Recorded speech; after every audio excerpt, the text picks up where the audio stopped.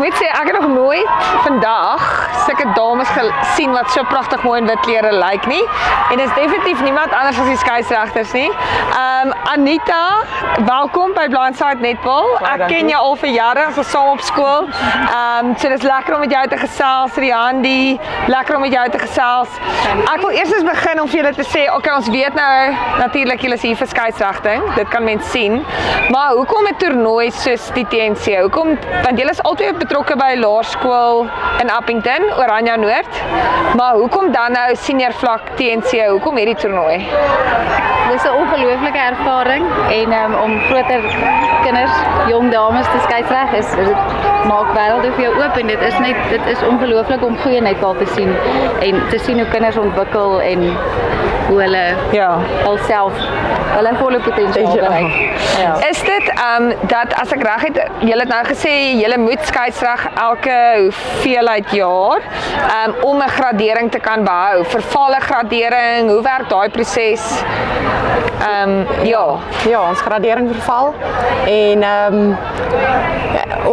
graag wil jy jou gradering verbeter. Ja.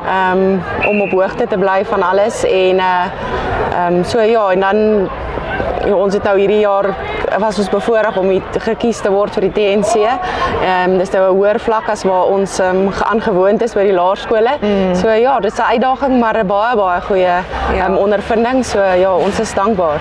En ons het al baie gesprekke gehad met mense in terme van wat bied 'n platform soos die TNC, want dis nou weer iets wat julle kan terugvat.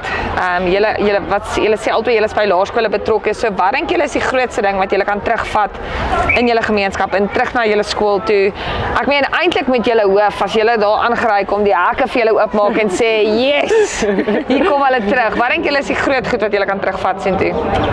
Ek dink as 'n afrigter help dit ook om die fynere reëls en te sien hoe jy jou kinders kan verbeter om op hierdie vlak te speel omdat Appington klein is en hulle maar ook minder geleenthede kry. So as jy hierdie sien dan help dit ons ook as afrigters om hulle te help en dan ook as skeieregters om vir hulle die regte reëls te leer en te leer hoe om dit reg te doen. Ja, op die platteland kry mens nie altyd die geleenthede en so ons kan weer van hier af terugvat en gaan help. Ja.